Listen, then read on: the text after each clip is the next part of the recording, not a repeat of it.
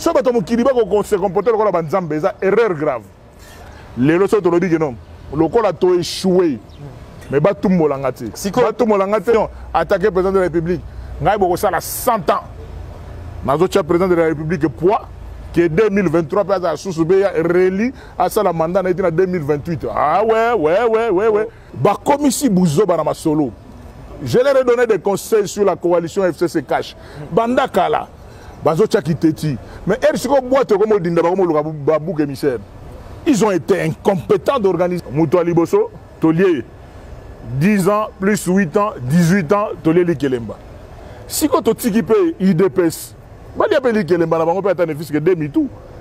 C'est-à-dire que non, il y a 2018, 2023, il y a 2023, 2028. Il y a des en 2028, Moïse Katumbi. Pendant ce temps, FCC s'est effacé dans un espace comme mais il y a 18 ans, s'il te plaît, mais tu as non, mais écoutez, qu'on soit sérieux, Tolier, Likelemba 18 ans. Nous ne parti na bango. Au fur et à mesure. Nous ne sommes pas propriétaires du Congo, papa. Alors, la gaffe, de sorte que,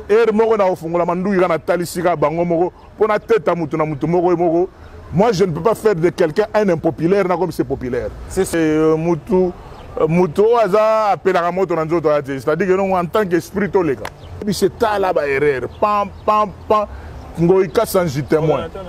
Nemi. Ce qui m'a vérité, a commis l'homme à abattre. Abakasaye Moussou n'a pas manqué respect par le président de la République. Je ne le ferai jamais. N'a critiqué le président de la République pour nous faire plaisir. Et on donne nos indemnités de sortie, point barre. Pour le reste. Le ministre, il y a finance à FCC, FCC. Pourquoi est-ce que vous traitez à l'interne en tant que. Bonne question. C'est ce cas chez Chouet. Donc le président de la République, Abimi Siboul, il y a union sacrée. Non. Moi, je suis sénateur élu du PPRD, mais je soutiens l'idée de l'union sacrée. Nabominan. Le problème, est-ce que tu comprends? Mais c'est ça le problème au Bundistanga. On a le dit que non, je suis sénateur élu du PPRD, mais je soutenir l'union sacrée. Donc, on comprend que tout le monde, on va cancer au Batata Mibimbo. Petit par rapport à ça. Et ça, on va payer mon risque en azate. Mais on a déjà j'ai.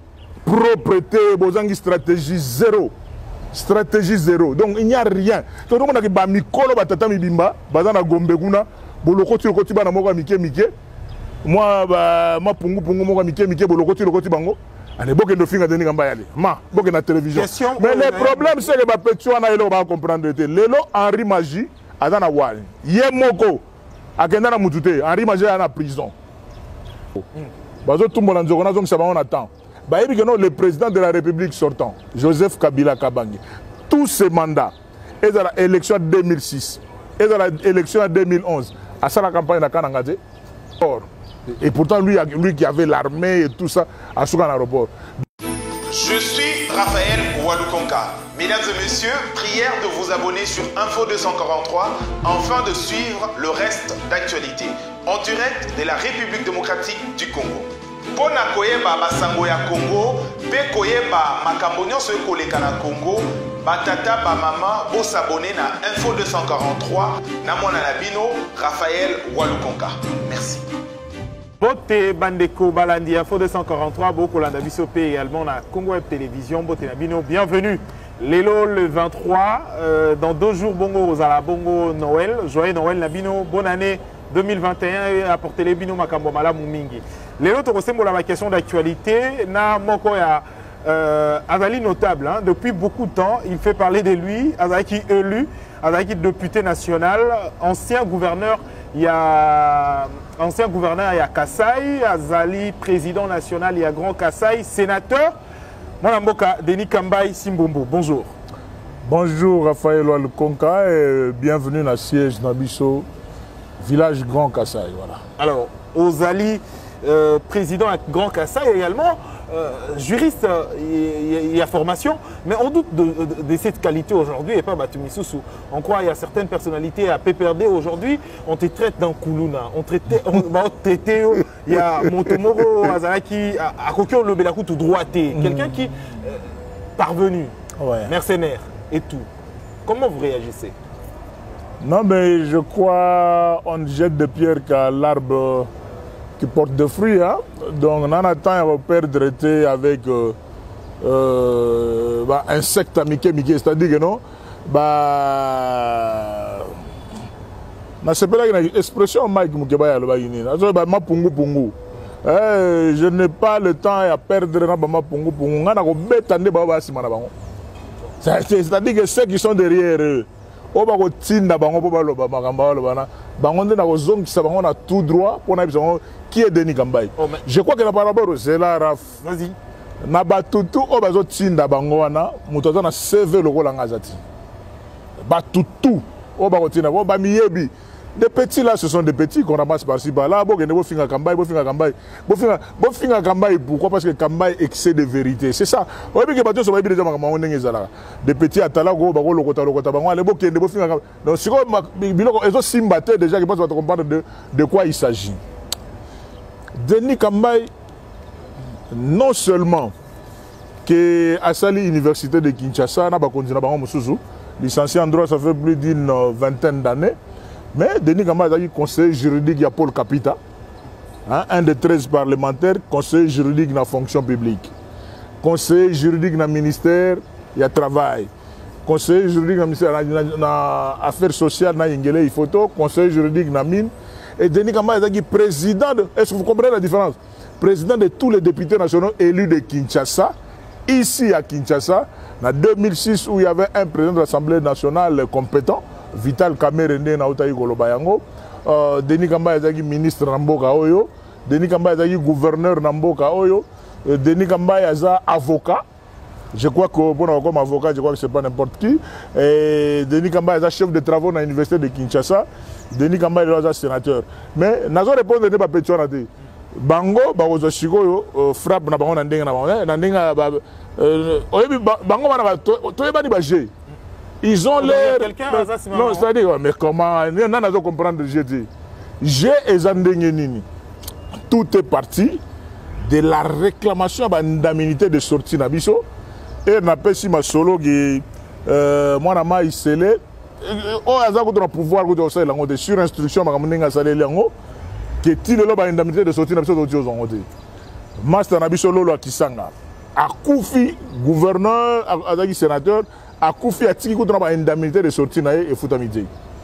Kutulo la komela qui na coordonnateur ya FCC une lettre pour asenga ba dépenses engagées dans la campagne électorale. Vous comprenez? Herba ke na mbwe la loji. Eloko ya wana lo bakelo ba petro ba rien. Ba o ba simana bango. Ba o ba simana bango ba ke mbwe la loji. On a justifié kasi ya wana na temps ko perdre te na ofula bango te po baza na impact te. O yebi ke ba o baza simana bango na ba impact ata moko te. Ezana kisasa ezana Congo mobimba. Ba ko forcer ki leadership ndenge ezalaka. Vous comprenez? Leadership est à Makila, Raphaël Lukonga. C'est-à-dire qu'ils sont allés, Yoka, de ingratitude, Chadar Assala Nibonanga. Et pas Chadar Yoka. Bon, Assala Nibonanga. Il n'a rien fait pour moi. Il faut que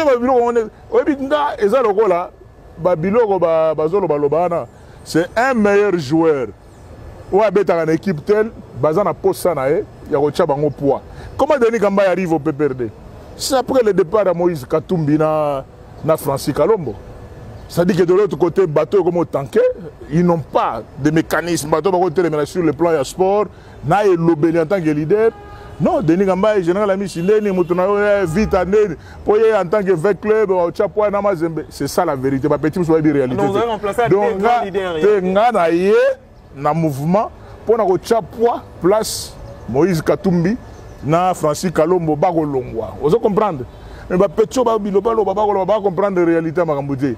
Et mon départ à Kassai central comme gouverneur de la province, j'étais pas candidat.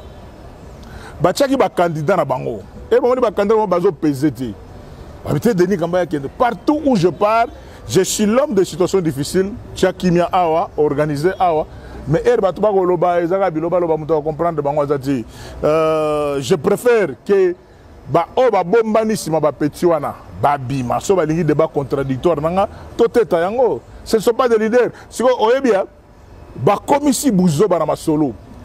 leur ai donné des conseils sur la coalition FCC Cash. Bandakala. bazo tchaki teti. Mais ersiko boîte comme odinda ba comme babou émissaire. Ils ont été incompétents d'organiser ma campagne ezali et je ne suis pas le seul à le dire. Boyogi ba obasa ma ba réunion nani ministre nani Julien Paluku qui a eu à bénéficier de plus de 12 ans comme gouverneur à Beti bango eloko pona wala bango que non ils ont simbate boyogi bitakwira boyogi AG Matembo oti ko beta bango tout liste na bango mobimba ndenge ezali wana AG Matembo oti ko beta bango babilo mais ils peuvent pas trouver bateau Pitamba tout le monde est en train de parler même jeune homme nani Ali o wata tamona na bakara na kisasa mingi raïs mingi mais il y a pas auto beta bango babilo. Mais maintenant, au lieu de voir là où il y a les problèmes, Denis Kambay, non. Denis Kambay, je n'ai dit que la vérité, que non, bah faute nous soit commis. Oh, et ça que non, chef de l'État, Félix Antoine Tshilombo Tshisekedi, à Silika, et ça par rapport au comportement de FCC. Mais par rapport à je n'attends pas des détails. Franc parler, ils ont dérangé Bango, mais comme ce sont des hypocrites, ils sont incapables, il y a en face, pourquoi est-ce que vous, au Boyaki, comment est-ce déjà vous manifestez, on dirait au Kéina, déjà vous êtes sous Nakati à PPRDT. Mais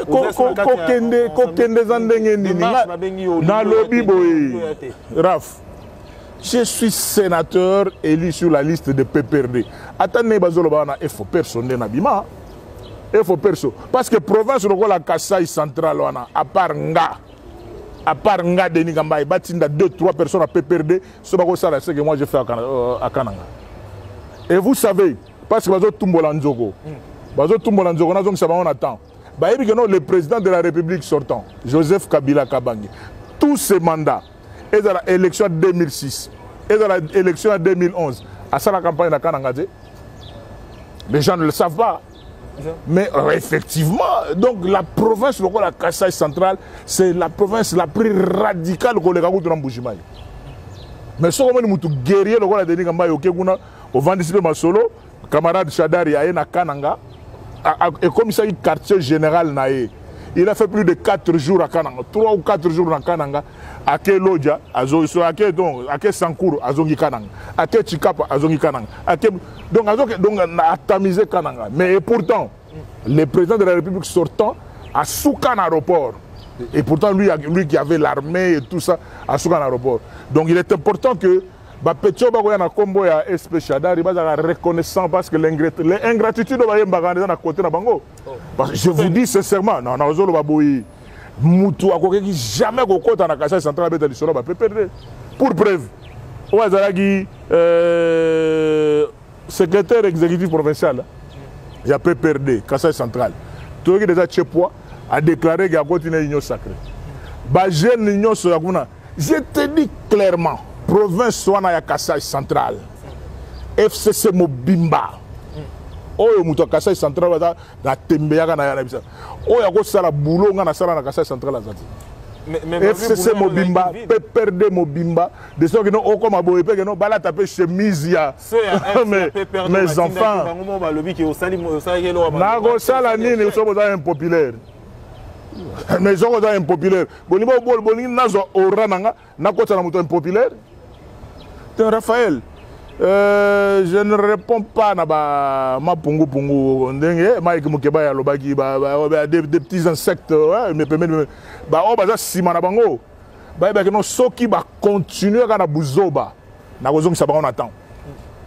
Je le mets en garde que patience c'est à la limite. Pas quand ça atteint pas ça quand on a tout soussoana, colocota ba petit, bo petit bango ba l'arbre le kana télévision bo gendo chrétien bo gendo. Je le mets en garde. Te menazo e bisabango, sokoza impopulaire. Yanga na katiani. Ils ont menti l'autorité morale. Vérité monsieur Yangwana. Na rapport ba saki na mbola lodge, ba gelo ba autorité morale kuna geno, ba pesaki ba gouverneur à province, ba 500 000. Bango mo ba todia ba mbongo na bango. Yo se mona ba to campagne bino na ba mbongo na bango na ba poche. Ils ont construit des immeubles ici, des hôtels par-ci, par-là. Qu'est-ce qu'ils veulent nous apprendre? Je vous dis, Bango tout avant Bakota na Lisolo, Bazaki Banane. Il y a certains qui ont une émission dans la télévision. Ils sont guerriers, mais je dis tout simplement, que Batois à la calme. Hein. Ce n'est pas. Oui, mais yo l'accent le pan voyez. Na lobby première chose, yo l'accent le pan voyez sur les Arabes. Yo pas voyez.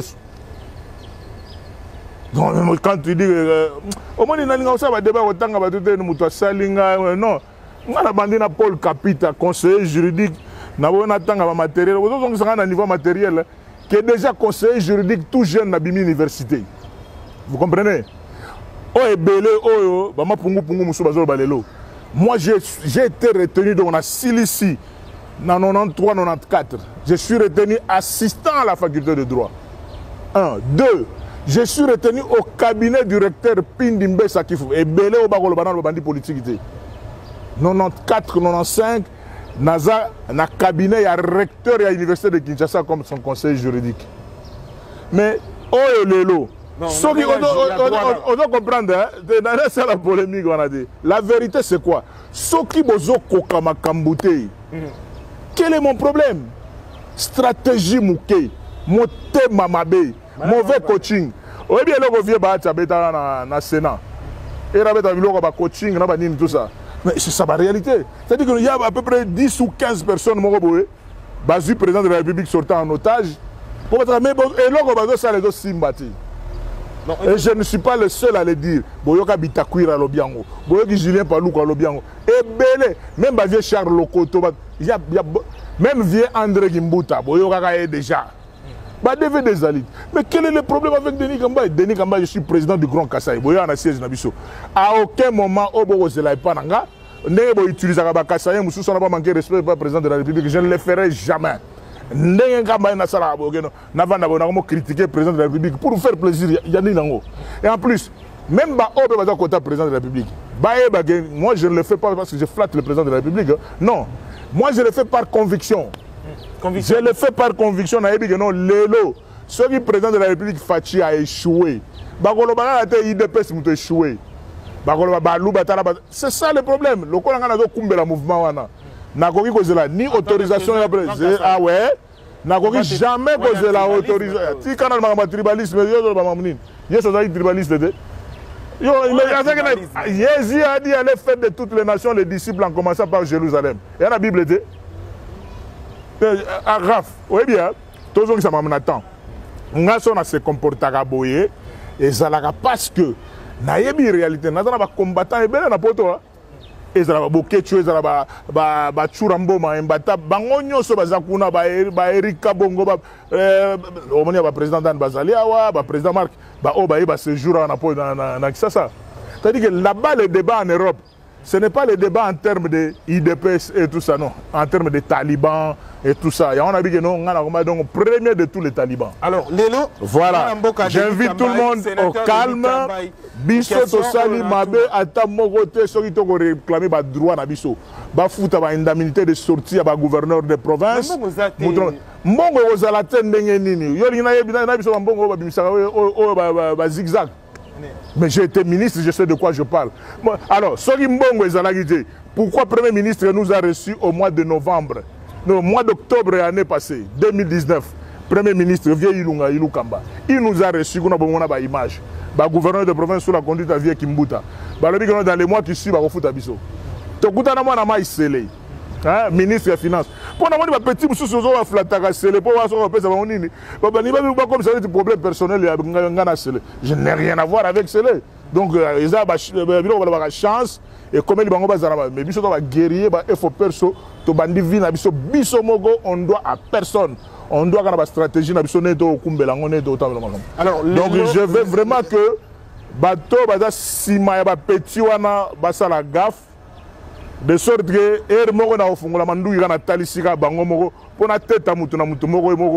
moi je ne peux pas faire de quelqu'un un impopulaire comme c'est populaire. Ça ne dépend pas de moi. Il y a FCC ou ce sont de personnes comme ça? Mais Raphaël, là, on comprend que yo so mon até. On a dit l'action Bible comme tout na geno pe sanga jina de classe. Non, mon eza ba bile et bateau il y a pépère des gars, bon le titre personnel. Il y a mon camarade. Ah, petit. Bazo ndir bino en erreur, boza calme, maman talibinoté, biso réclamation na biso indemnité de sortie na biso, Premier ministre a fait biso ke ba futa biso, ba futi biso te. Ministre des Finances to yambiye. Obi kana ba master belé lelo ba Berthold ba dans la Sénat guna ba Bikenge ba za belé ba vieux Pande Kapopo ba vieux Kimbuta qu'on nous donne nos indemnités de sortie point barre. Pour le reste le ministre il y a finance à FCC aux FCC. Pourquoi est-ce que vous traitez à l'interne en tant que bonne question. Le gouverneur Ngoïka Sanji m'a appelé. Tita, na langue, et tout ça, il faut que nous écoutons un coordonnateur FCC. Moi, je dis pas de problème. C'est-à-dire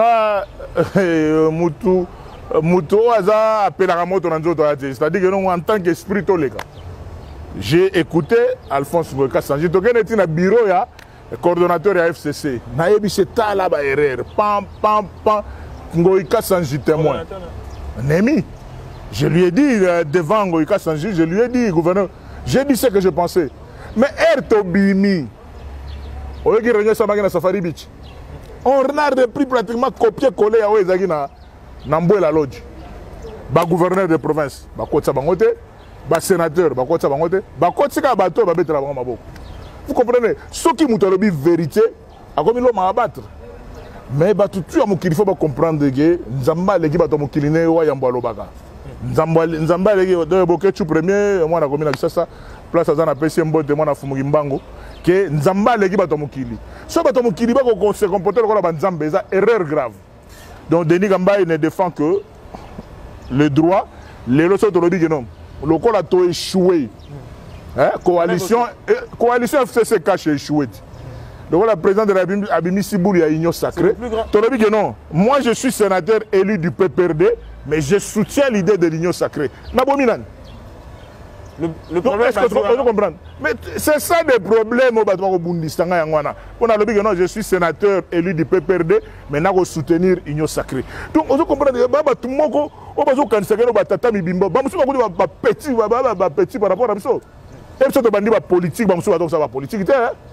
Ils étaient dans des coins, tout ça. Il ne faut pas profiter par rapport à temps. Non. Alors, ils doivent apprendre à respecter les gens. Parce que chaque chose a des limites, quoi. Chaque chose a des limites. Parce que les gens sportifs, les gens c'est facile. Il y a des gens à la télévision. Pour le côté petit,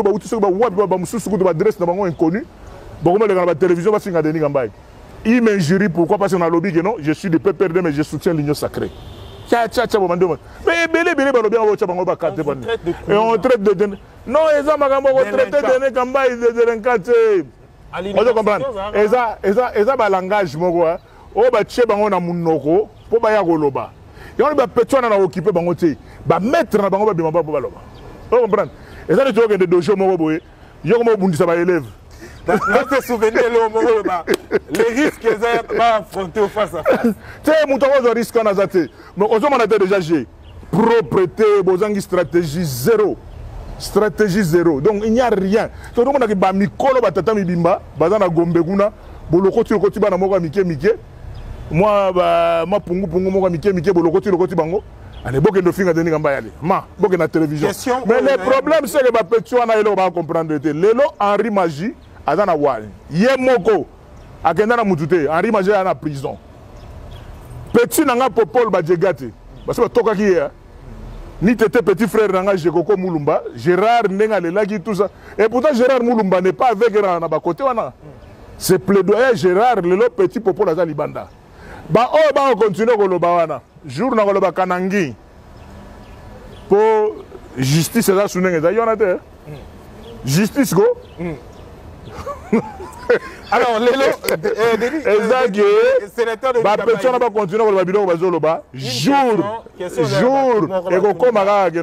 chaque chose a des limites. Bon, cabinet d'avocat parce que presque niveau tout ça la justice, collègue de promotion quand mais bon, quand on a des petits moments de finir, on a des université.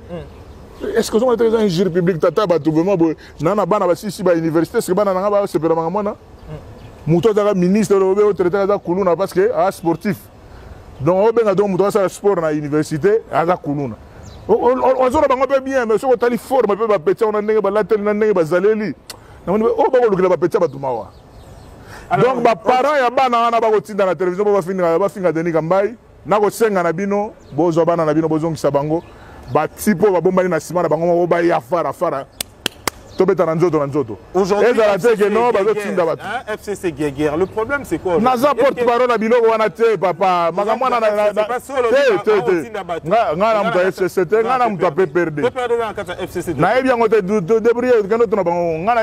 Sénateur élu à PPRD et Sugiwana. Et là, ma solo. Oui, bien, là, Moussou Raphaël.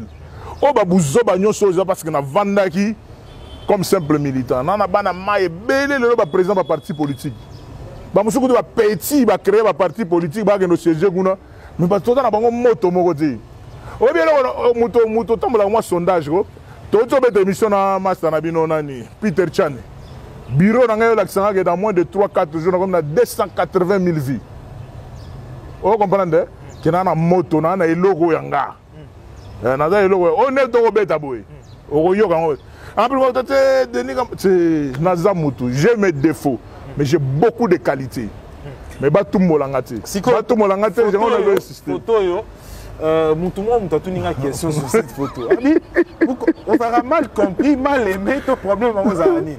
Cette photo, on la stade Kaboulé. Depuis quand là, c'est toujours même Batounani. On supporte. C'est quoi en fait? On dérange en quoi? Pourquoi est-ce qu'on a toujours attaqué à l'interne? C'est des choses du jour au lendemain. Oui, Raphaël Nabiso. Makitsana no pour vraiment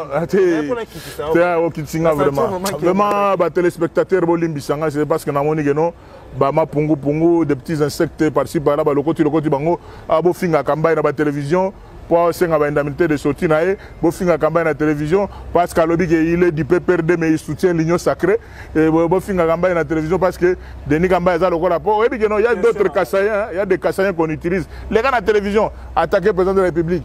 Ngaïbo ça a 100 ans.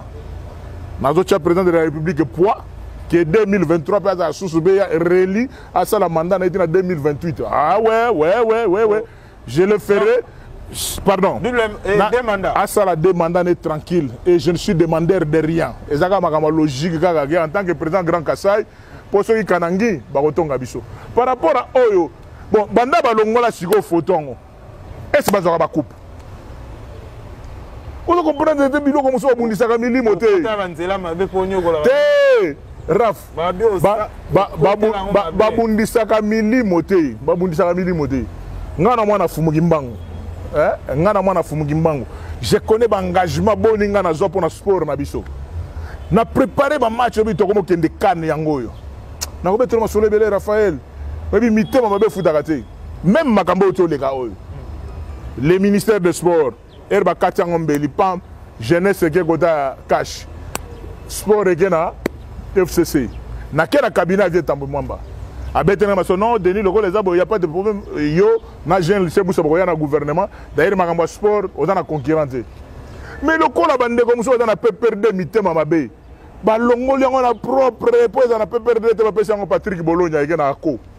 Comme moi je ne suis pas d'accord, n'a pas posé problème te. Vous comprenez? Il y a Patrick Bologna, vraiment, ils m'ont combattu dans le Sénat. Je voulais postuler comme président de la commission juridique dans le Sénat, au moins vieux Bocha Baboya. Non, ils m'ont combattu. Non, pas tout le monde il débat anéantir. Quelle raison? Mabé au salon aux aranis. Mabé na sala na évité. Na ko ebisa ok. Ezaka bango mo côté. Nanya Olexa Mikolo émission tête sans guerre monsieur Peter Kazadi. Ouais, monsieur Peter Kazadi, député provincial. Il y a IDPS ville de Kinshasa. Ni était Peter Kazadi, mais dernière audience au Salagi dans le cadre, il y a un parlementaire à l'espace du Grand Kassai. Mais Denis Kambai, on comprend que non Kassai, Kassai central, Kassai oriental, Sankuru et Lomami, Bakombo y a tout et là il y a la présidence. Pour beaucoup dans la présidence de la République, Félix Antoine Tshilombo Tshisekedi. Sauf le nom de Denis Kambai, ceux qui ont le secrétariat de Balongo Liango. Kambai fait peur. Pour quelle raison? N'a évité. Non, Peter a dit non, bon moto, l'essentiel et tout ça. Non. Vieux Sami Badi Bangapa, le Bela Yang. Ceux qui Kambai a zaté, ils sont en Kota. Exact. Vous comprenez? Donc j'ai fait peur à tout le monde pour des raisons. Mais quand on parle de leadership, par exemple, à Kira, il n'y a pas une école de formation de leader. Moi, Manoka, moi, bénédiction. Donc, Yoda, ah, Raphaël, moi, on a pasteur. Vous comprenez? Moi, on a pasteur. Viens si titre, parce que vous comprenez? Donc, Nyamazulu, champion d'Afrique, maîtrise titre, Tramonio Manamunagera. Donc, vieux ont la place, nous avons l'action, il passe en Ayazate, Sibolito. Sibolite temena tambola eza vie nanga eza bato bagwandeni oyebi no vie city train nga zana to tanga nkamba à part Sibolite muto akima nkamba Sibolite arabayi no zana iloko na zana coup de tête na mystique soka komi nkamba so coup de tête ke mais city train to gana neti na nkamba akota tina mausolée azana force de frappe ya robotama mais Sibolite bato poto bato bayeba bino to bakachera poto na ba ya betaka ba ya Belgique na ya Paris que Sibolite azana eloko parce que malgré na sombela ke chemise ba Simon na pese moi ba frère atika na palais to ke ne kamba tout la mouisse Sibolite akimi mais là na tongo bo mais bisinga eloko entre nous soit dit Barbie Denis Gamba dans ce qui a un match et bêta, on va se remettre comme isolé, comme il kanda sur le salon. Ouais, effectivement, on a bien une concentration, on a aussi un bêta en ce soir dans le bigeno, na cause à la ministre du sport, ou bien na cause à la dirigeante dans le domaine du sport, président de la République a vendu dans le stade, match qui est de 0-0, ata ya touche, ata ya hors-jeu, ata ya penalty, ata ya et tout est quota. Moi je suis compétiteur. Non seulement moi dans ma tête, mais dans la réalité, alors trop moqué parce que vraiment deuxième partie émission, selon votre disponibilité. Il n'y a pas de problème. Bon, TP ça va déjà partir déjà ton lobby essentiel. Première partie, on continue à édition pour la Lélo, Union Sacrée, vous soutenez l'Union Sacrée après? Absolument. Aujourd'hui, l'Union Sacrée, c'est Sambo, mais en plus aussi, c'est Raphaël. Il ne faut pas battre quand l'Union Sacrée, c'est bandit. L'Union Sacrée, c'est une idée. Tous les Congolais, mais l'Union Sacrée est comment formalisée après la Constitution à majorité. Dans l'Assemblée nationale, informateur à Ozala. Parce que la vérité, c'est quoi? La vérité, c'est que ceux qui, majorité, monanité, Assemblée nationale va dissoudre rango, va débrouiller sur l'élection. Nana Rondima. Bon, on souhaitait majorité à l'Union Sacrée. Mais na peut perdre, ceux qui continuent à peut perdre, peut pas Rondima. Pour tout le monde, sinon, tu es au tir à la raba, il y a la rabo. Au tir à la raba, il y a la rabo. Il faut être du côté du peuple. Il faut être du côté du peuple. La vérité est que Denis Kamba il dérange. En plus, il y a des gens qui ne vivent que de ça. Denis Kamba en 2011, to Katani na élection. Vieux Bochab, après si pas Chopin 10 000. Denis Kamba 10 000. Bopé mana Braza, bopé une cour suprême, bopé la déclaration, parce que l'équilibre, to tranquille. Na Braza, regardez de 2011. En 2015, vous comprenez? Pendant 4 ans, parce que tout ce que vous comprenez, tout va bagarrer, tout va tondolo, tout va milier saka, tout va vivre, tout va vivre, pour ça va courber, pas mutu, au dassaut au sali mutu, au vivre, net na minito. Mais que Denis Gamba va prêtre sollicité que non, 2023, il va directeur de la campagne, le président Bagoya. Le président dans Mogo, Félix Antoine Chilombo Tshisekedi. Président de Tchapoua en 2023. Il y a Moïse Katumbi, il y a Jean Pierre déjà. Chairman Moïse Katumbi Tchapoué. Je crois que c'est un sportif, un chic mec, donc un grand sportif à comprendre Magambougeno, à Egocha Ndegonae, parce qu'il est avec le président Félix, je crois qu'il n'y a pas trop de problèmes.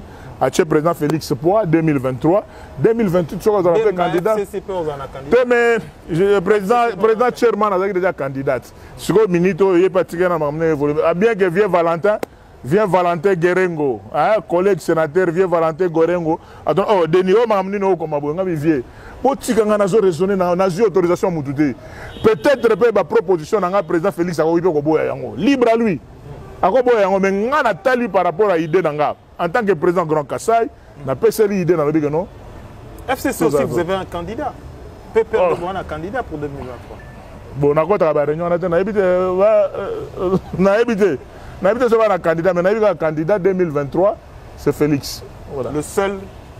Mais candidat unique, il a évolué. Sans savoir que normalement, il y a la social-démocratie, il y a la PPRD, IDPS, Nini, il y a Kamogo, la socio-démocrate. La social-démocratie. Tu sais quoi? Un président, le rôle a déjà Liboso. Et ça, première tête, biso PPRD, Tolie Moutou Liboso, 18 ans. On comprend? On va dire place bas maï, on comprend. Biso Tolie Moutou. Mais ils soient bango ma bé parce que on va comprendre. C'est là, biso Likelemba, Tomandi Likelemba. Et Tomandi Likelemba, ils ont l'élection. Tozi Moutou Liboso, Tolie. 10 ans, plus 8 ans, 18 ans, tu les Kelemba. Si tu as équipé IDPS, tu as appelé Kelemba, tu as attendre que 2000 c'est-à-dire que non, tu as 2018, 2023, tu as 2023, 2028. Tu as appelé tu as comme 2028, Moïse Katumbi. Il n'est pas lié 2028. Makasi na ba ba tika la sigo simana. Donc après toujours que ndeka malé mais malé. Pendant ce temps FC ça s'est effacé dans un espace politique. Mais biso to lié 18 ans s'il te plaît, mais toi ça va gourmand. Non mais écoutez, qu'on soit sérieux, to lié li kelemba 18 ans. Ba mususu pe ba li appelé kelemba pe parti na bango. Ba mususu pe ba au fur et à mesure. Et nous ne sommes pas propriétaires du Congo papa. Alors les loto ko kende na volume mususu Union sacrée ngelo ba compétence aba na Congo nyonso. Ba sangisi yango pona ko sauver mboka. Sport na biso mutu ata batu nyonso ba ebi sport na biso ndeni ro kende to koma congolais to koma pour la léopard et koma pour la trop. Ce qui va proposer pourquoi lingo zonga bilo lokelanga ba polémique. Ouais, na ebia. Motuna na ngai. Nandimi bon. Avant de calme. Ba ngba pekisa ko passer comme problème. Ngasko na tuna. Donc, motuna na ngai. Ouais. Ngai en tant que fan de sport, comme batu ba congolais belé pe ba fan de sport. Ouais. Balobi l'un de bato ba telimisa ki nan sport, malgré ça trop foot. Côté à sport. Corriger en bas, on a tenté. On a trop foot. C'est-à-dire que non, je suis le ministre Oyo à zone sportif de combat. On a un catch dans le stade de Nababutu. Au place vieille dia bimisa yimutu michopo. Et ministre de ça zayan. Lelo sigo so na ko ebisa yo lelo kende poto. Kende dolobi non to kita Paris. Oyo combien de quantité de sportifs de combat ba yamba. Balobi compétence nyonso ba sangisa. Dans l'union sacrée, une compétence on boya ngote na domaine à sport. Vous êtes disponible pour ça? Non mais pourquoi ce que nous bangi ça tout vraiment? Si quand on union sacrée on comme réalité, c'est-à-dire quoi? Tous on a non, hein? Tous on a une majorité. Ce ba continuer ça peut perdre ba on ma to ko taper union sacrée. Mais ngana da sénateur élu à PPRD, mais je soutiens l'union sacrée. On comprend de dose. Alors merci, tu vas comprendre déjà. Clairement, les gens ont compris. Donc, exactement, Denis Gamba est député national élu na Kisasa, na Moamba. Et président, il y a des députés nationaux, il y a première législature avec un président de l'Assemblée nationale le plus compétent. Banda l'Assemblée nationale, il y a une élection qui s'appelle véritable VK Vital Kamere, on a opé Sambo de la musique. Oyo aeba iko équilibrer ba débat à l'Assemblée nationale. VK aeba ki musala na e bon chaque chose à son temps. Mais je sais que depuis que il y a politique. Na zoki na ba conférence nationale de o ba vie mosengo bazalaka. Mais VK ninga kumbela ki sur la première législature. On a Denis Gamba na zaki président. Vous comprenez ko? Ba petit muso ba bi histoire de ba vandika na bureau moko boy. So ta ba petit ba ba na télévision. On dirait ba tanga ba petit papier ba tindi bango ba chef na bango. mais ngana occupé bango la te ko beta bango massa c'est ça ko perdre ba balle. Vous comprenez? Donc on tire ba ya ko perdre ba balle. Donc faut ba cartouche na yo o beta ba sima na ba. On technique de combat. C'est dire que non, et réseau que na front. Comment on a été matiti bando ningana boyo on a te o sur sa rafale na o. Matiti ko ningana yo observer. Matiti place au monde a lititi munene bima la place on beti. Vous comprenez? Ah, donc frapper place banzoko bazali ke Hollande ba matiti ya pamba pamba yo. Donc ba petit seulement un seul conseil to ba petit, ba parents na bango ba pesa bango ba conseil que er ba ko koma lokola ba Henri Magie. Muto ke notala bango azati. Bazo fente bino, ce n'est pas pour un $100 ou un $500 comme la télévision ou le biloba loba. Je vous donne un conseil parce que je sais de quoi je suis capable. Je vous donne un conseil. Merci. Merci. On a conclure vraiment Raphaël vraiment dans siège d'Abisso. Pourquoi? Parce que pourquoi tu as réclamé l'indemnité d'Abisso? Il y a normal. Et pourtant, tu as droit. Pourquoi Denis Gamba il est sénateur du PPRD mais il a soutenir l'Union sacrée? Pourquoi Denis Gamba est toujours dans la COP? Parce qu'il y a des Kassaillons qui utilisent la bango finga boy. Mais il y a des kokate. Bagoya un peuple. Mais incomparablement, on a lobby papier comment. Ils ne pourront jamais trouver quelqu'un comme Denis Kamba dans Kassai central pour vendre sa massola tendance. Les chantage mais ils pourront trouver cette édition. Merci de l'avoir suivi. Le président du Grand Kassai, sénateur Denis Kamba ici Moumou. Mes parents bapé sabana na bango ba conseil. O général Kanya Mazayi Goloba. Bopé sabana na bino ba conseil. Balanda loyengete ya ba 100 francs ba kopesa bango ba finga Kamba parce qu'un jour Kamba ya Goloba bon merci. Bata la photo. Bata la photo. Na Goloba donc parce que trop c'est trop. On n'a pas le temps de perdre. Quoi. Merci, ça est fini pour cette édition. Merci de l'avoir suivi, messieurs et dames, sur Info 243. Merci à Génion pour la prise de vue, à toute l'équipe d'Info 243.